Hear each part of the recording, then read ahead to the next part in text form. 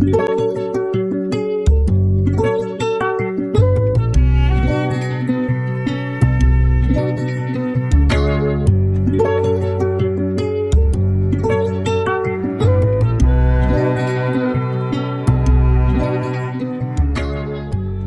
est 5 heures du matin lorsque deux esclaves, deux hommes, sortent de l'entrepont. Et je vous lis l'extrait du journal de bord de l'époque. Le 27 novembre 1738, vers 5 heures du matin, un événement fâcheux nous est arrivé, les nègres s'étant révoltés.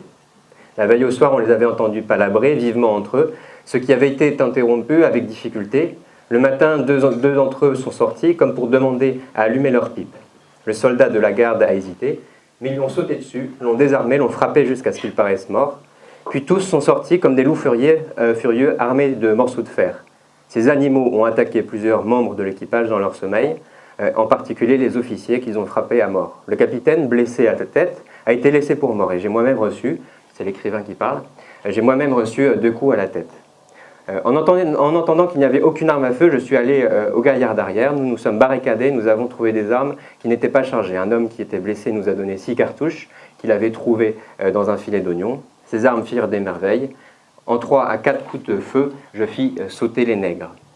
Nous aurions certainement eu de la peine à les réduire si nous n'avions pas pu nous emparer donc, de ces armes. Je ne peux dire quel effet firent les premiers coups de feu. On a enfermé les 2 responsables de la révolte dans la chambre. Il y a eu encore un en mer qui a préféré se noyer plutôt que de se rendre. Après tout que ce soit apaisé, il se trouve donc 9 nègres de manqués, en ayant tué 4 à coups de pistolet, 1 qui s'est étranglé, 2 que l'on a assommés, 2 qui se sont noyés. Le reste, on les a laissés tranquilles pour aujourd'hui et seront demain punis les coupables. Alors vous êtes venus sur la base d'un topo qui parle donc des luttes anti-esclavagistes et anticoloniales. En fait, on ne va pas parler directement des luttes anti-esclavagistes et anticoloniales. La question qu'on va plutôt se poser, c'est si on part des révoltés donc, de l'Africain en 1738, il y a 300 ans, et on va se la poser de manière un peu simpliste et peut-être un peu provocante, c'est pourquoi est-ce qu'à Nantes, on n'a pas de statut pour ces esclaves. On aime beaucoup les statues à Nantes, hein. On a la statue du général de Gaulle, on a la statue donc, de l'homme qui a le pas de côté, la place du Bouffet.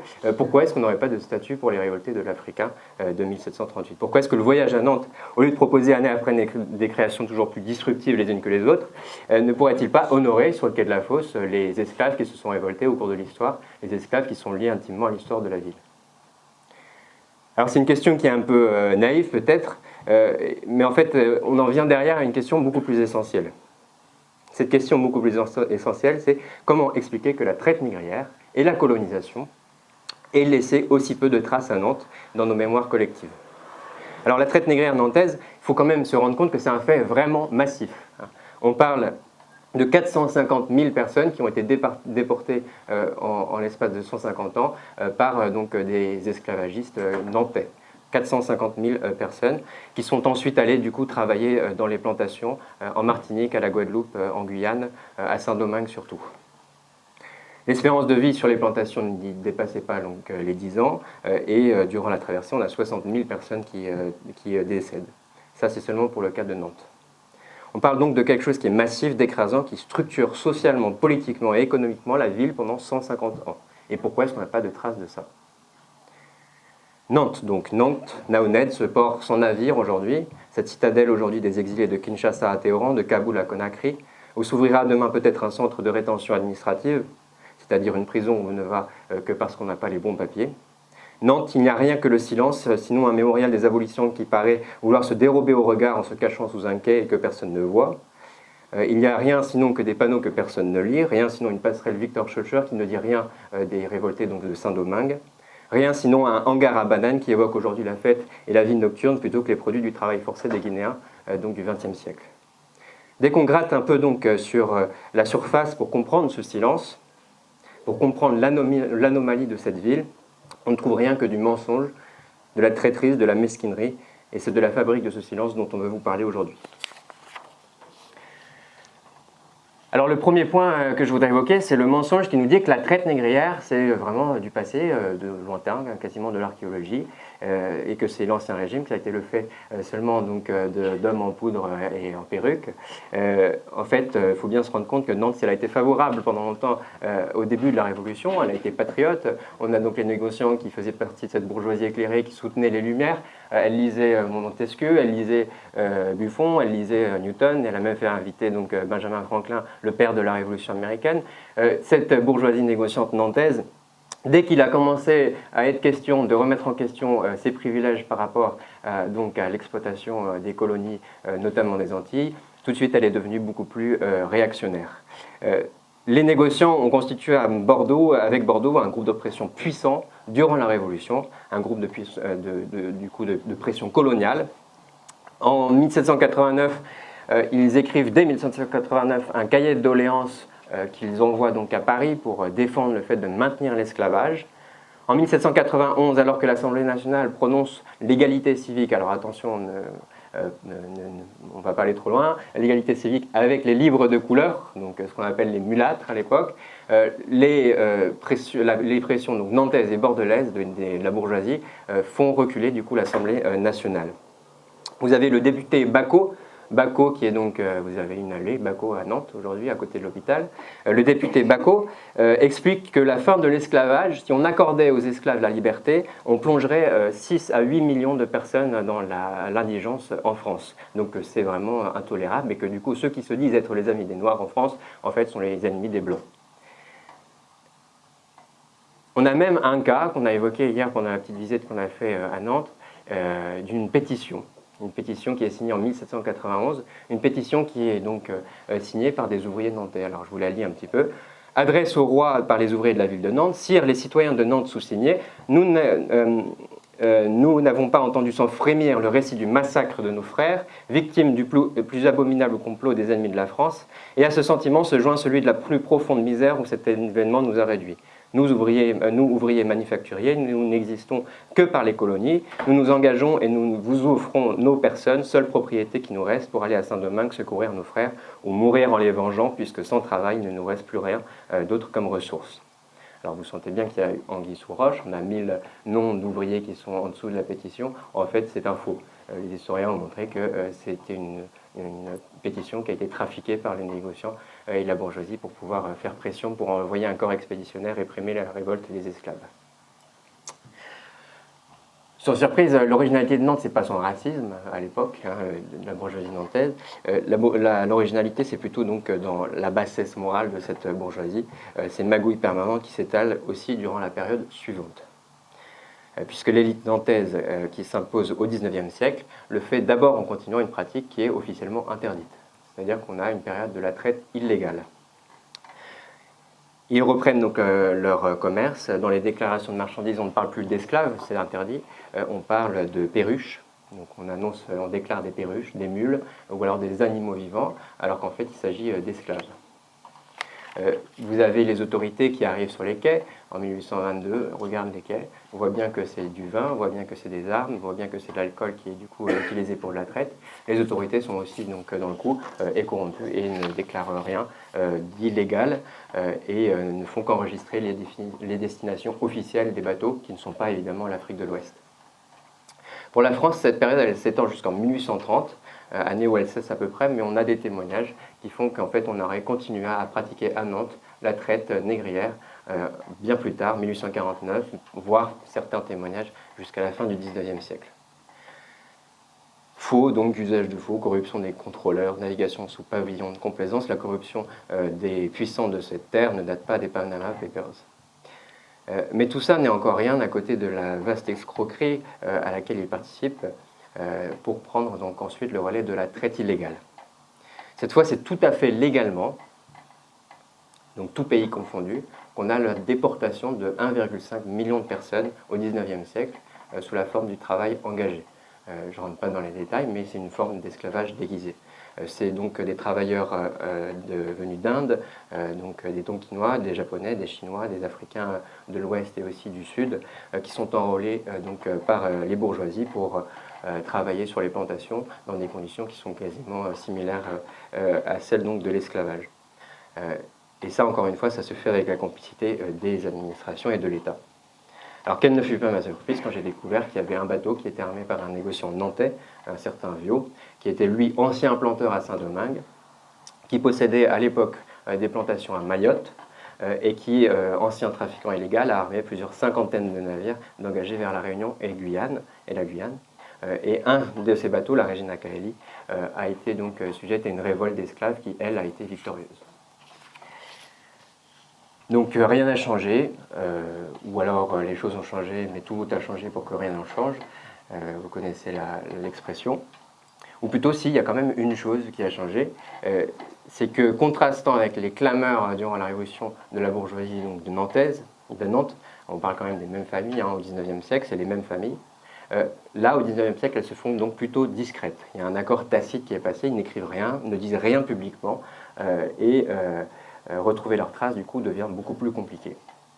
On a quelques bribes, pourtant. Ils quittent le quai de la Fosse, qui est trop visible.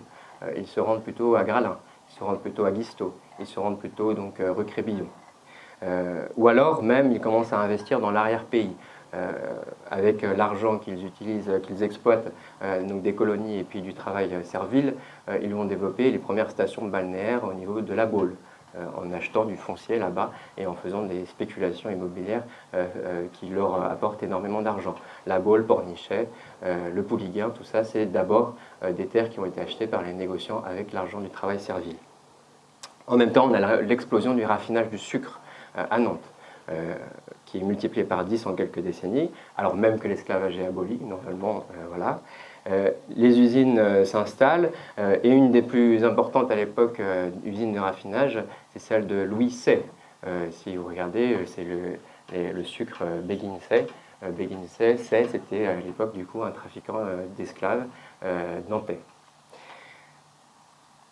Il y a quand même juste deux noms que je voudrais avancer de cette bourgeoisie-là du 19e, c'est Félix de la Brosse.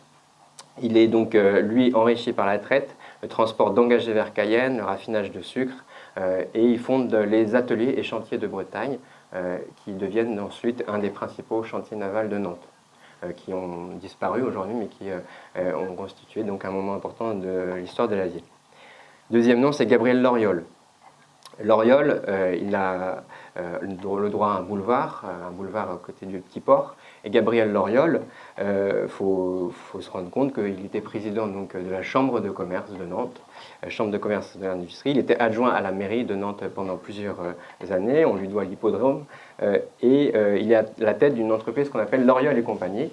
Et c'était la plus grosse compagnie d'armement de Nantes au XIXe siècle. Il a armé des navires négriers et ensuite il a investi massivement dans le transport des engagés au XIXe siècle. Et au sommet de la réussite, il a acheté les terres sur lesquelles l'université actuelle, le domaine du Tertre, est fondé. Donc les terres, le domaine du Tertre appartenait à un ancien négrier et le château du Tertre, qui a été occupé par les sans-papiers en 2018, a été du coup construit par ces trafiquants d'êtres humains. Alors, revenons du coup juste rapidement sur les révoltés de l'Africain. On commence à comprendre un peu mieux pourquoi est-ce qu'on n'en parle pas trop. La mémoire de la traite a été passée sous le silence, celle de l'engagisme a été effacée par des pouvoirs, en fait, par une bourgeoisie qui était au pouvoir et qui a effacé donc ce moment de l'histoire. Juste un exemple, Camille Mélinet, un des premiers historiens de la ville, écrit un bouquin de 12 volumes sur l'histoire de la ville, il n'y a qu'une seule page sur la traite. Le conservateur aux archives départementales en 1936, donc sous le Front populaire, écrit donc la période du XVIIIe, c'était une époque merveilleuse, et parle des esclaves comme des ouvriers agricoles. Le musée d'histoire de Nantes, à son ouverture en 1955, ne fait pas mention de la traite. A l'inverse, l'espace public dans la ville est absolument saturé de références coloniales et négrières, et ça on ne s'en rend pas forcément compte, mais c'est le cas. On a une rue qui s'appelle la rue Groux, un des principaux armateurs, une rue qui s'appelle la rue Montaudoin, qui donne sur la rue Flandre de Dunkerque, sur le quai de la Fosse, qui est donc lui aussi un des principaux armateurs.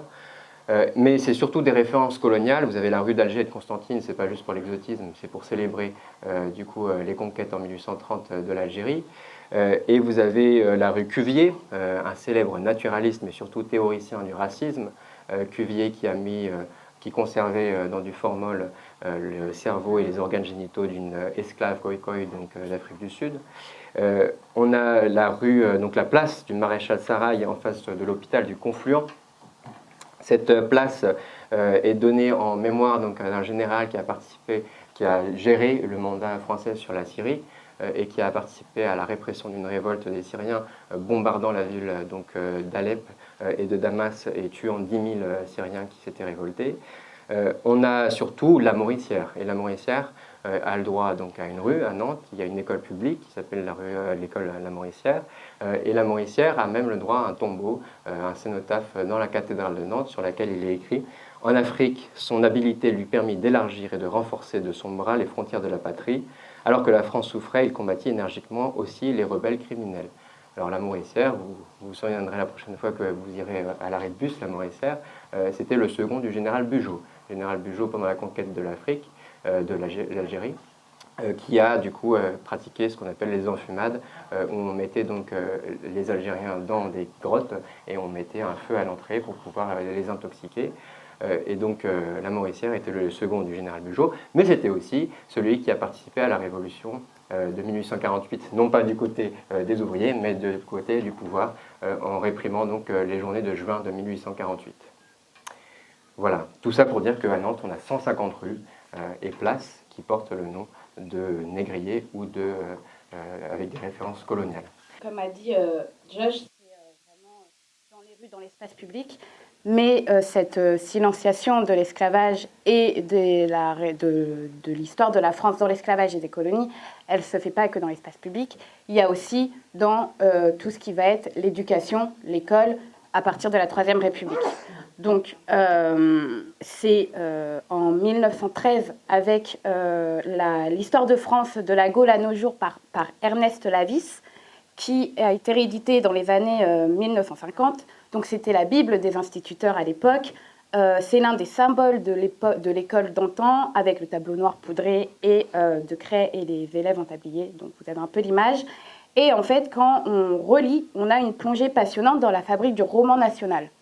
Donc de l'esclavage, on n'y trouve qu'une mention dans un paragraphe intitulé, je cite, « La bonté de la France », où Lavis évoque la colonisation de l'Algérie. Et dedans, il dit « Dans beaucoup de pays d'Afrique habités par les nègres, il y a des marchés où l'on vend des hommes.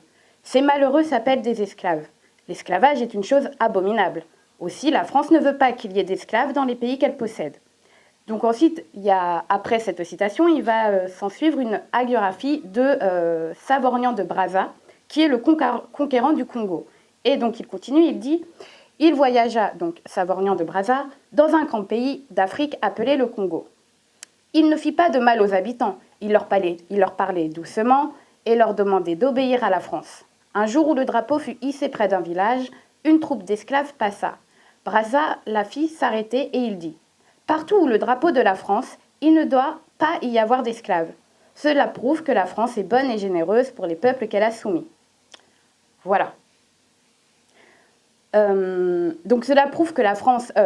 Cela montre que là, du coup, on a les arguments de Jules Ferry et avant lui de Victor Hugo et de Schœlcher, donc qui célèbrent une colonisation humaniste, suite logique du combat abolitionniste. Donc dans son beau miroir, la France se voit comme une nation généreuse qui a éradiqué l'esclavage, et tout en oubliant qu'elle l'a pratiqué.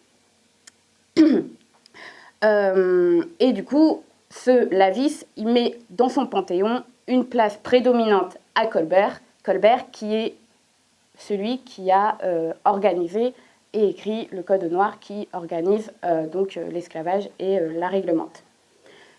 Aussi, on va se retrouver cette idée de glorification dans les tableaux, parce qu'il n'y a pas que l'éducation, mais il y a aussi toute la production visuelle que va produire la République française pour se glorifier.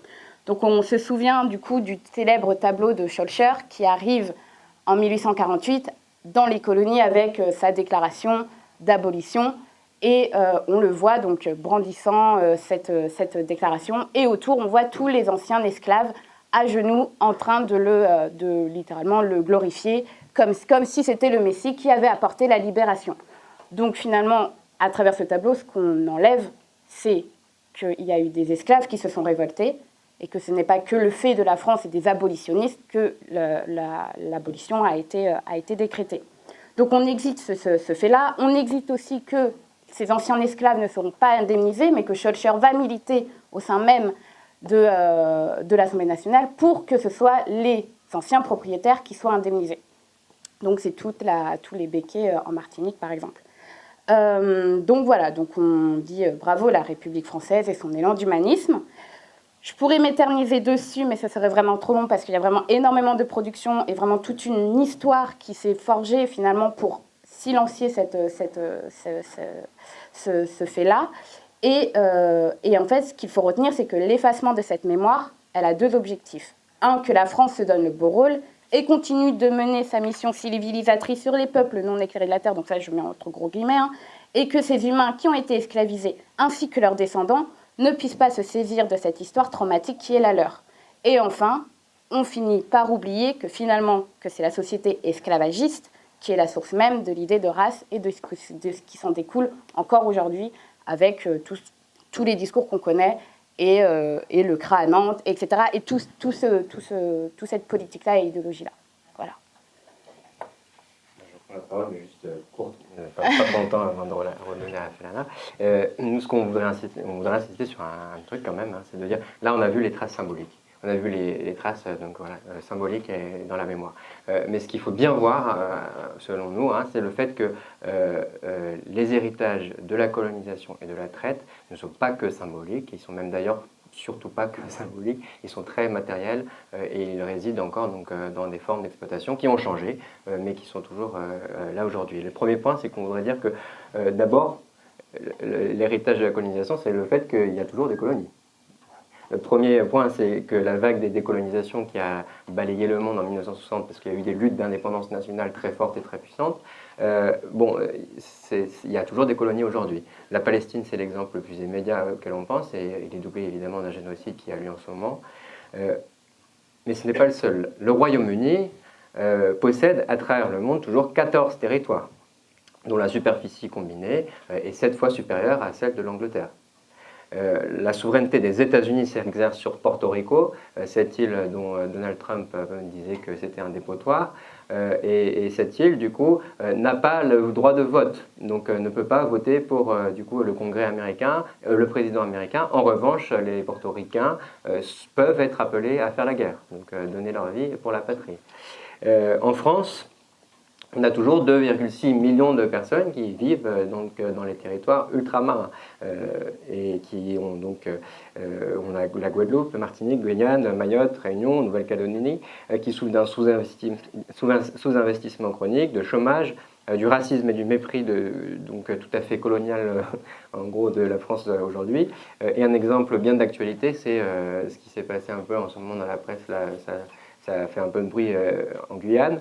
À Saint-Laurent-du-Maroni, c'est-à-dire l'île où on a le territoire où on avait le bagne, on a donc Darmanin, dans une ville du coup où la moitié de la population vit sous le seuil de pauvreté, où à l'hôpital les matériels sont manquants au quotidien, et par exemple il n'y a même pas de serviettes parfois pour les patients et les draps ne sont pas changés, même souillés. Darmanin, donc, dans cette ville-là, décide de dépenser 400 millions d'euros pour construire une prison à haute sécurité qui permettra d'éloigner donc les fichiers S de métropole. Il l'a annoncé sur CNews sans parler du coup avec ceux de Guyane et en traitant donc d'imbécile un journaliste qui osait lui poser la question du poids quand même que représentait le fait d'avoir une prison à haute sécurité en Guyane et le fait que ça rappelait un peu quand même le bagne. Mais c'est pas la seule trace très matérielle donc de la colonisation, le fait qu'il y a toujours des colonies même sous d'autres formes, il y en a d'autres aussi. Et donc, c'est ce qu'on appelle, qui est aujourd'hui le néocolonialisme, l'impérialisme. Donc, quand on parle de ça, pour la France, on pense évidemment à la France-Afrique, au maintien du franc CFA, à Bolloré, à Total, etc., qui exploitent presque le continent africain. Voilà, tout cela hérité des anciennes colonies et du besoin de la France de garder quand même une certaine mainmise sur tous ces pays qui, rappelons-le, comme l'a dit Joshua, sont indépendants depuis 1960. Donc pour illustrer mes propos, moi je vais vous parler d'un pays que je connais bien, c'est Madagascar, Et Madagascar, donc, qui est une ancienne colonie, qui est indépendante depuis le 26 juin 1960, qui a subi, en plus d'une domination, un massacre colonial en 1947, etc., rien de nouveau sous le soleil, quand les anciennes colonies ont cherché leur indépendance. Donc aujourd'hui, Madagascar, c'est quoi? Mis à part un des pays considérés comme l'un des plus pauvres du monde, c'est une île qui, en superficie, fait toute la France, plus le Luxembourg. C'est la première île de production de vanille. Elle produit aussi du saphir, elle a des terres rares, elle produit des huiles essentielles, du riz, etc., etc. Donc vous l'avez compris, Mada a un sol extrêmement riche et fertile, mais qui est exploité au profit des grandes compagnies étrangères. Moi, ce dont je vais vous parler aujourd'hui, c'est d'un conflit qui dure depuis les années 70 entre Madagascar et la France. En effet, depuis l'indépendance, les deux pays se disputent la souveraineté d'un territoire microscopique au large de Madagascar, dans le canal du Mozambique, qui s'appelle les îles Éparses. Et les îles Éparses appartiennent à la France, théoriquement, depuis 1896, lorsque Madagascar a été colonisée. Juste avant l'indépendance malgache, ces îles sont placées sous autorité du ministère des Outre-mer et sous administration du préfet de la Réunion. Donc, ce qui fait que lorsque Madagascar devient indépendante, ces îles éparses, elles restent sous autorité de la France. Pourquoi? Parce que grâce à ces îles, la France, elle contrôle plus de la moitié de la surface du canal du Mozambique, qui s'avère être riche en hydrocarbures et en réserves halieutiques, donc tout ce qui concerne la pêche, et au carrefour stratégique du transport maritime international. Et les convoitises, elles ne s'arrêtent pas là, puisque en 2012, un immense gisement gazier a été découvert dans le canal du Mozambique. Donc depuis 2019, les discussions entre la France et Madagascar se sont arrêtées, puisque la France ne veut pas entendre parler d'une possible restitution de ces îles éparses à Madagascar. Mais depuis la venue de Macron, il y a à peu près un mois, les îles éparses sont revenues au milieu de la table, et donc ça montre aussi que finalement, la France décide de quand elle veut discuter de ces îles éparses, quand est-ce qu'elle trouve que c'est le bon moment finalement, et est-ce que Madagascar a vraiment voix au chapitre dans cette conversation. Et ça montre aussi qu'il y a quand même une prédominance de la France sur les relations diplomatiques franco-malgaches, et qu'elle garde quand même une supériorité dans la discussion. Mais il n'y a pas que ça aussi. Il y a aussi, après, voilà, ça c'est plutôt quelque chose dans l'ordre diplomatique. Et je me suis un peu renseignée, donc je suis allée voir le site du ministère de l'économie et des finances. Et surprise, le site ne tarit pas d'éloges sur la présence économique française sur la Grande Île. D'ailleurs, il est marqué en gras en début de site « Une présence économique forte et multiforme à Madagascar ». Cette présence s'illustre dans l'énergie, dans le secteur du fret aérien et du transport, dans le BTP, dans la technologie et le numérique. Ce sont 9 entreprises du CAC 40 qui sont présentes à travers des filiales comme Bouygues, Orange, Société Générale, Vinci, Lafarge, etc., etc., etc., qui comptabilisent tout ensemble un chiffre d'affaires astronomique, sachant que Madagascar se classe au 5e rang en 2024 dans le taux multidimensionnel de pauvreté. Donc 69% de la population malgache n'a pas accès aux services de base pour se soigner, éduquer ses enfants et vivre dans des conditions sanitaires acceptables. Pourtant, il y en a plein qui ont pas mal d'argent sur l'exploitation de la terre à Madagascar et aussi de l'exploitation de la population malgache. Et si après, donc voilà, on est un peu parti dans l'océan Indien, mais on voit aussi que ce néocolonialisme, ces traditions, on va dire, issues de la colonisation, de l'esclavage, etc., etc., elles peuvent aussi avoir, comme l'a dit Josh, des symboles matériels et architecturaux. Et si on rezoome sur Nantes, le racisme, ce symbole matériel architectural du racisme institutionnel, elle se symbolise dans le CRA qui va être construit à Nantes. Donc ça, on peut le mettre à la discussion aussi et discuter un peu de ce que ça veut dire, des conditions qu'il y a dans ces CRA, dans ces centres de rétention administratifs, etc., etc.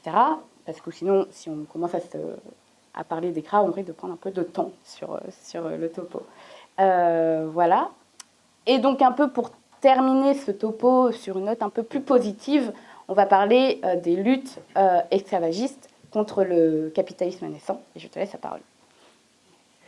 Donc oui, effectivement, nous on voudrait quand même insister sur une chose, hein, c'est que le legs de la colonisation et de la traite, c'est pas que des traces symboliques, c'est pas que l'exploitation qui continue, mais c'est aussi des exemples puissants donc, de résistance et d'expérience sociale précieuse pour notre camp social. Contre le récit dominant qui place les esclaves dans la position de victimes, nous on voudrait insister sur leur organisation, leur coordination et leur résistance. Alors d'abord, j'avais parlé du bateau donc, de l'Africain en 1738. Les révoltes d'esclaves, d'abord, sont fréquentes au XVIIIe siècle et sont une vraie menace à l'ordre colonial et capitaliste en formation. Vous avez un savant donc, négociant qui s'appelle Jacques Desbrelons en 1723. Il écrit pour conseiller, donc c'est un bouquin de chevet de tous les négociants à l'époque où il donne des conseils sur le négoce. Et il écrit la chose suivante, il dit que aussitôt la traite finie, il ne faut pas perdre de temps pour mettre la voile, l'expérience ayant fait connaître que tant que ces misérables sont encore à la vue de leur patrie, la tristesse et le désespoir les prend. Et il conseillait aussi d'embarquer sur tous les navires de traite des instruments de musique pour faire danser les esclaves sur le pont, pour leur faire chasser leur tristesse et du coup réprimer toute envie de se révolter. Ça c'est une chose, et de fait, beaucoup de révoltes ont eu lieu. En 1730, jusqu'à quelques exemples, on a un bateau qui s'appelle le Little George. Il est pris par surprise par les esclaves qui enferment l'équipage dans une cabine et qui forcent l'équipage à négocier leur liberté. Donc eux auront leur liberté si les esclaves ont aussi leur liberté. Et donc ça se termine avec un accord sur le fait que tout le monde finira libre par ça. Voilà. Deuxième exemple, un bateau qui s'appelle la Diane. On est au large d'une île dans le golfe de Guinée. On a 3 esclaves qui surgissent le matin de l'entrepont. Ils s'emparent des armes, se rendent maîtres du gouvernail. Et tandis que l'équipage, lui, est pris par surprise, monte dans la chaloupe, est obligé de ramer à toute allure pour ne pas être rattrapé par les esclaves, finit sur l'île échoué. Et manque de peau, il y a aussi des esclaves sur l'île qui prennent l'équipage captif et ils les revendent à des Européens. Donc on a un drôle de retournement de l'histoire. Voilà. Et une chose qu'il faut bien avoir en tête quand même et qui a été démontrée, c'est que les révoltes sur les bateaux sont plus fréquentes quand on a des captives à bord. Donc quand il y a des femmes à bord. À bord de l'Amitié, bateau, on a une révolte qui échoue parce que donc, la révolte est dénoncée par un mouchard en fait. Donc du coup on a la tresse dans le rapport du capitaine qui dit celui qui a dénoncé a avoué que toutes les femmes devaient se saisir le moment du dîner où tous les officiers étaient en bas pour se révolter. Elles projetaient de tuer tous les blancs du gaillard d'arrière pendant que les hommes auraient combattu les matelots devant. Les femmes tenaient un colloque avec les hommes dont elles étaient séparées, le moyen des négrillons de cuisine qu'elles excitaient à cela. Alors qu'est-ce que ça veut dire concrètement? Il faut imaginer le niveau d'organisation, on est dans un des endroits les plus répressifs au monde, voilà. Et on a un niveau d'organisation tel, parce que les hommes et les femmes sont séparés à bord des navires, rappelez-vous, univers carcéral extrême, et ils arrivent à communiquer à travers le bateau. On a une paroi extrêmement difficile à passer, mais avec des stratégies donc, de contournement, les esclaves ont réussi à communiquer entre les hommes et les femmes et se coordonner pour dire qu'à tel moment on se révoltera. Il faut imaginer du coup le niveau d'organisation et de voilà. Et il y a des chiffres qui existent qui montrent que ces révoltes ne sont pas du tout négligeables et qu'elles sont en fait une réponse nécessaire et logique à l'exploitation la plus féroce. Il y a pour les navires qui sont armés à Nantes, en gros 5 révoltes par an sur les bateaux. Donc sur 5 bateaux par an, et c'est donc 6% des expéditions. Et il faut du coup vraiment imaginer le niveau d'organisation. Et comme l'écrit Gramsci, même dans les mouvements les plus spontanés, il faut imaginer que les éléments de direction consciente ne peuvent être observés, n'ayant pas laissé de traces, mais qu'ils existent, du coup. Et donc, il n'y a pas que... Enfin, il y a les révoltes sur les navires, mais il y a aussi, donc, qui dit esclavage, dit donc opposition à l'esclavage. Et moi, je vais vous parler maintenant du marronnage qu'il y a eu dans l'océan Indien, qu'il y a eu dans les Antilles. Et ensuite, je vous parlerai aussi de la première république noire qui est Haïti. Donc, nègre mahon en créole ou nègre marron est celui qui s'est rendu coupable de marronnage. c'est au temps de l'esclavage que ce terme a vu le jour.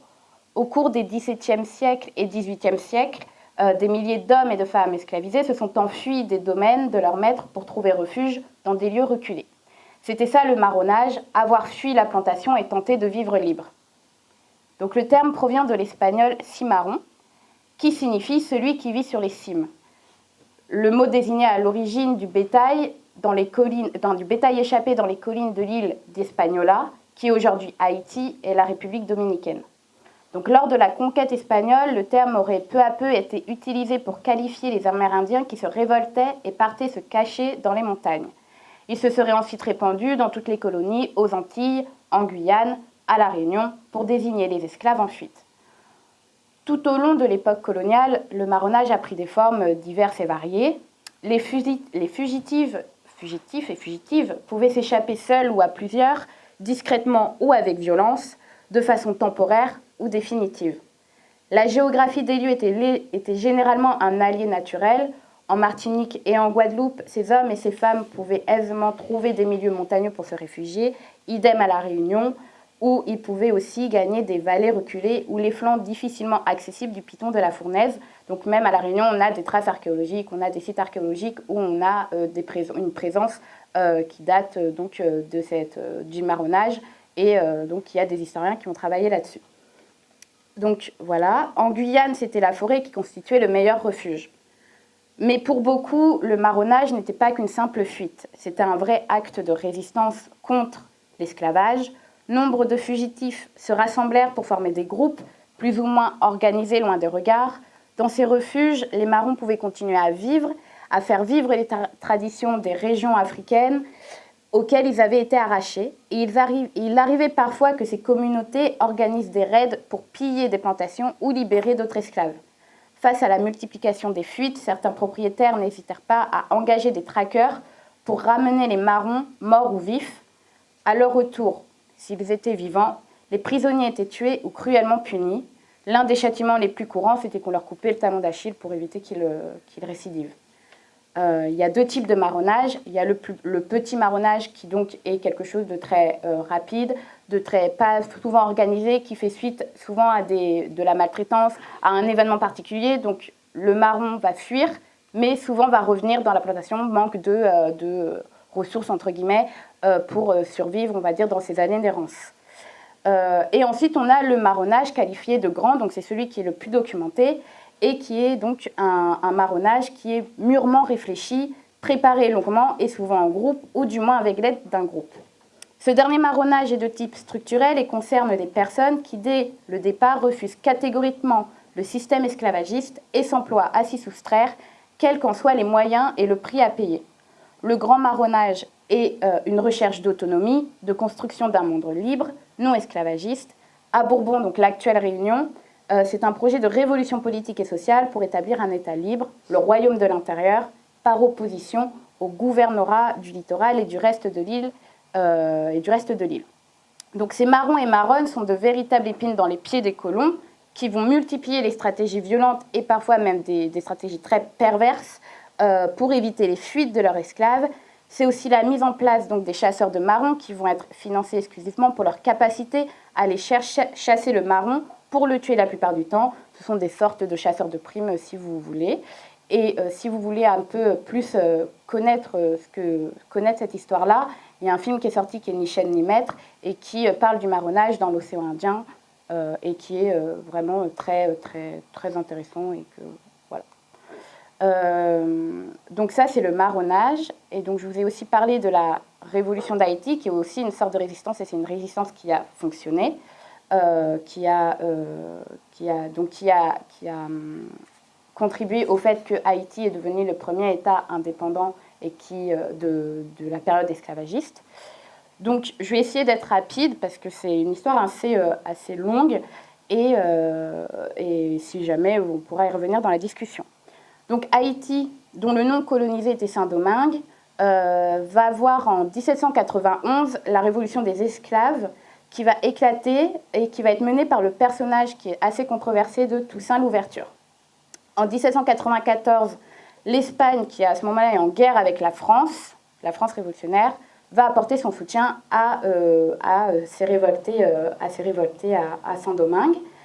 Et donc, le 4 février, la Convention nationale va voter l'abolition de l'esclavage à Saint-Domingue, quelque temps après que la liberté générale conduite par Toussaint Louverture ait été proclamée à Saint-Domingue. Donc, lorsque Napoléon ensuite va arriver au pouvoir, il est très mécontent de voir que la colonie a échappé à la domination de la métropole, et surtout parce que Saint-Domingue à l'époque est la perle des Antilles, et donc c'est là où devient toutes les productions, sucre, tout le sucre, etc., qui est consommé dans la métropole. Et donc Napoléon va organiser en 1801 une expédition militaire pour reprendre le contrôle de l'île. On va ajouter à cela qu'il rétablit l'esclavage dans toutes les Antilles. Et donc les troupes françaises vont arriver à Saint-Domingue et sont reçues par une résistance hors norme qui se solde par la défaite française à la bataille de Vertières en 1803. Donc proclamée le 1er janvier 1804, l'indépendance d'Haïti conclut la première révolte servile dans l'histoire du monde à avoir donné naissance à un État qui deviendra la première république noire libre au monde. Bon, évidemment que la France n'est pas restée les bras croisés, donc en voyant sa perte des Antilles devenir indépendante, et donc si je vous la fais en version courte, en 1821, après qu'Haïti soit réunifié sous le président Boyer, celui-ci va chercher à faire reconnaître son indépendance, parce qu'évidemment, les États coloniaux ne vont pas reconnaître l'indépendance d'Haïti, ils ne veulent même pas en entendre parler. Et donc là, il va proposer à la France de dire, pour reconnaître mon indépendance, faire reconnaître l'indépendance d'Haïti, je suis prêt à vous payer une indemnité. Voilà. Je suis prêt à vous payer une indemnité, et donc là va se mettre en place la plus grosse arnaque du monde, quand même. Donc Boyer va voir la France, et la France lui dit, eh bien, très bien, on va mettre en place une ordonnance. Donc cette ordonnance, elle est écrite par Charles X en 1825, et cette ordonnance, elle demande aux anciens esclaves de payer pour leur ancien maître, qui donc ont perdu leurs esclaves et leur production, et leur argent. Et donc dans cette ordonnance, il y a 3 articles. L'article 1er qui impose l'ouverture des ports haïtiens au commerce français à des conditions préférentielles, donc qui montre l'intention mercantile derrière l'évolution de la logique française, c'est remettre la main sur le commerce d'Haïti. L'article 2, et c'est le plus important, impose aux habitants de la partie française de Saint-Domingue, c'est-à-dire à majorité les anciens esclaves, une indemnité colossale de 150 millions de francs or, qui représente 10% de la valeur estimée pour des propriétés perdues par les colons. Et donc, cette indemnité, elle est à régler en 5 ans, en 5 annuités, à la Caisse des dépôts et consignations, qui est chargée de répartir cette somme entre les anciens colons. Et enfin, ce n'est qu'après avoir imposé ces 2 conditions que le roi va accepter de reconnaître et de concéder l'indépendance. Donc évidemment, à l'époque, Haïti n'a pas les moyens de se payer une somme aussi colossale et devra faire un prêt à la Banque française, donc après la signature de l'ordonnance de 1825.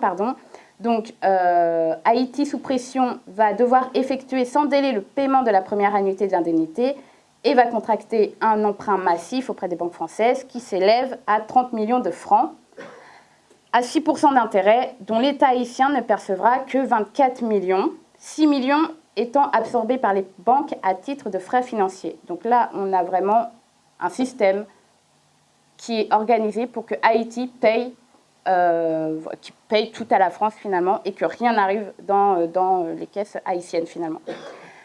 Et ce système-là, il est appelé la double dette d'Haïti, et Haïti finira par finir de payer en 1947. Et donc aujourd'hui, on parle de réparation, on parle de beaucoup de choses, et en particulier Haïti réclame finalement la reconnaissance, et en fait qu'en France on parle de la dette, de cette double dette qui est sous responsabilité française, et c'est très compliqué. Voilà. Et en fait qui est aussi la conséquence de tout ce qui est de toute la condition haïtienne en ce moment, et même voilà. Donc ça, il y a eu ça. Et enfin, on a parlé un peu des femmes. Et donc, moi, j'aimerais un peu aborder aussi certaines figures féminines qui ont participé à des révoltes et dont, en fait, on n'entend pas souvent parler parce qu'il y a très peu de sources et que souvent, l'histoire des femmes, c'est souvent les grandes absentes aussi. Donc, j'aimerais évoquer avec vous Sanité Belair, Eva, Mulatresse Solitude, Claire, Matros Toto, Flore Gaillard. Peu les connaissent en France hexagonale parce qu'il n'y a rien, il n'y a pas de travail qui sont faits sur elles, ni de statut, ni rien du tout. Et pourtant, elles font partie de ces femmes esclavisées qui se sont révoltées, organisées avec des hommes esclavisés pour résister aux conditions inhumaines qu'on leur avait imposées. La plupart ont été tuées, dirais-je même assassinées pour avoir osé la liberté. Le problème, c'est que ces femmes, donc comme je l'ai dit, on ne sait que très peu de choses, étant donné que les sources concernant la mise en esclavage sont la plupart des sources commerciales, réduisant ces humains à de simples marchandises. Si certaines sources parlent des révoltes, des baronnages, etc., cela reste très difficile de savoir s'il y avait des femmes et qui y avait participé. Si femmes il y avait, on ne connaissait ni leur nom, soit parce qu'elles avaient des surnoms abjects, donc la plupart du temps c'était négresses, finalement, soit tout simplement parce que ceux qui rédigeaient les rapports considéraient ces êtres humains comme du bétail, ou bien elles étaient désignées sous le nom de leur propriétaire ou des plantations dans lesquelles elles vivaient. Donc, malgré tout, je vais vous en citer quelques-unes. Donc, la première que j'ai citée, c'était Flore Bois-Gaillard, qui est une ancienne esclave, qui est devenue le symbole de la liberté générale dans l'île antillaise de Sainte-Lucie. On sait peu de choses sur elle, alors que la Révolution ébranle le système esclavagiste et que les Britanniques tentent de s'emparer de la colonie, Flore Bois-Gaillard rejoint les brigands, comme les avaient surnommés les Anglais, qui cherchaient à prendre le contrôle de l'île. Ce groupe rassemblé d'anciens esclaves, partis en marronnage, et des soldats français venus imposer l'abolition de l'esclavage et défendre l'île contre l'invasion anglaise.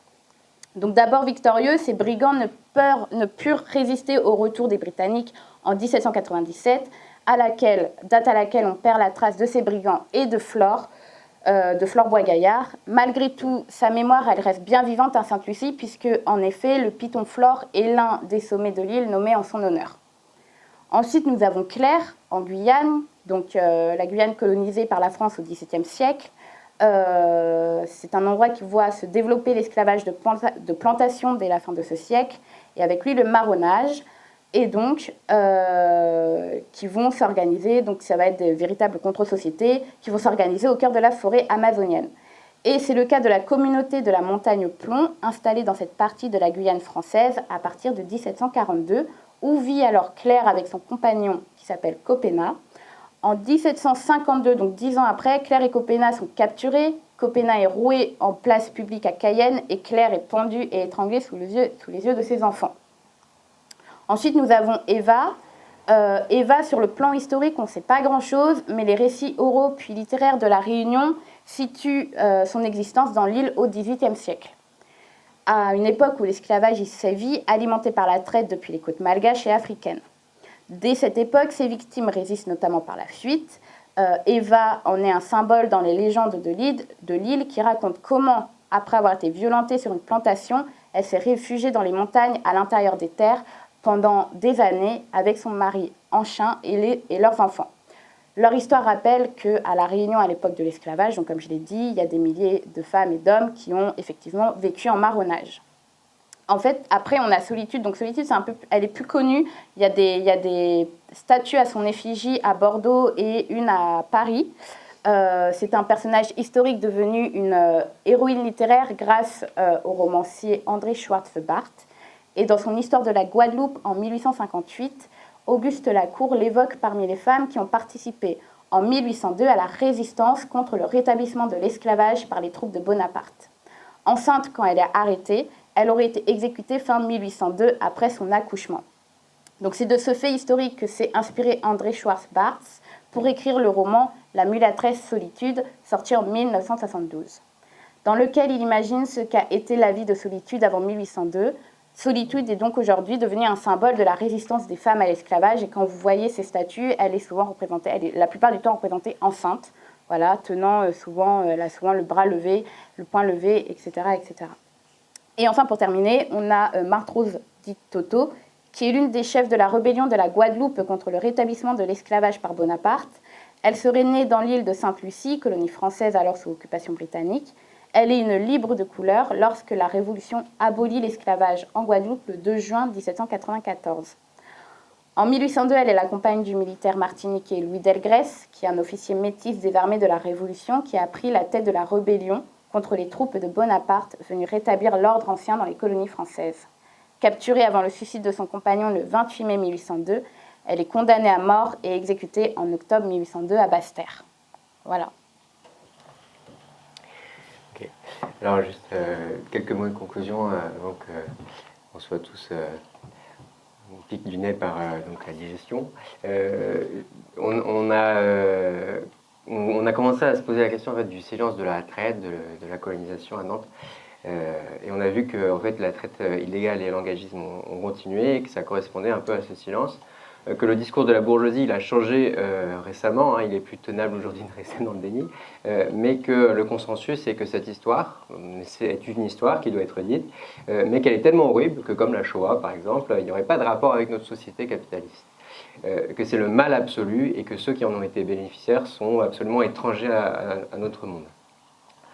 Mais alors que désormais l'organisation coloniale du monde est officiellement terminée, l'héritage de la traite et de la colonisation, au-delà des traces symboliques, qui sont souvent oubliées hein, et qu'on a commencé à interroger, persistent du coup dans les structures matérielles du présent et qui contribuent à façonner donc les rapports d'exploitation. Et ça, on peut l'observer au quotidien dans nos lieux de travail, à l'université, dans la rue, partout.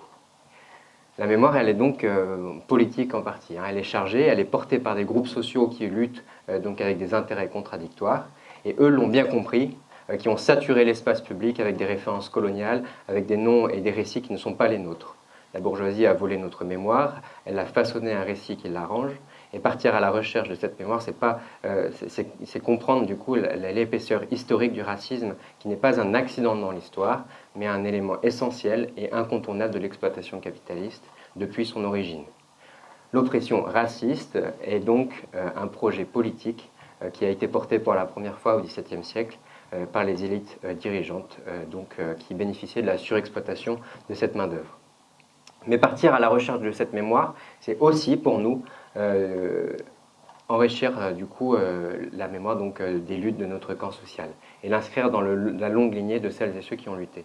Alors, est-ce qu'il y a des leçons politiques à tirer de ces luttes anti-esclavagistes? On pourra en discuter, mais je pense qu'il y a peut-être une ligne de crête à trouver entre la célébration et l'idéalisation de ces luttes par certains mouvements décoloniaux, et c'est eux aussi qui peuvent sous-estimer leur importance. Et cette ligne, ce serait du coup de montrer la capacité d'auto-organisation et la capacité d'organisation et de coordination des gens hein, dans les conditions de répression et de contrôle social les plus extrêmes qui a été mis en place par le capitalisme. Si on n'exhume pas cette mémoire et qu'on ne la porte pas et qu'on ne la transmet pas, personne ne la fera à notre place. Alors le déboulonnage des statuts c'est une chose hein, et qu'on pourrait discuter. Autre chose serait peut-être de partir à l'assaut en même temps que la préfecture et des usines, des centres d'archives et de retrouver du coup les récits là-bas. On pourra vous donner les adresses si vous voulez. Pour terminer, juste un témoignage, celui de Harriet Tubman, une femme qui a fui sa plantation dans le sud des États-Unis et qui est partie dans le nord et qui a organisé un réseau de chemin de fer souterrain pour faire fuir les esclaves du sud vers le nord. Vous avez le bouquin qui est donc dans la librairie, vous pourrez le chercher après. Et du coup, Harriet Tubman, elle a aussi dirigé un bataillon noir pendant la guerre de sécession. Et elle écrivait, pour terminer, « Si vous entendez les chiens, continuez. Si vous voyez les torches dans les bois, continuez. S'il y a des cris derrière vous, continuez. Ne vous arrêtez jamais, continuez. Si vous voulez un avant-goût de la liberté, continuez. » Voilà, donc on en a fini avec ça. On peut discuter maintenant de tout ça. Il y a beaucoup de choses, mais voilà.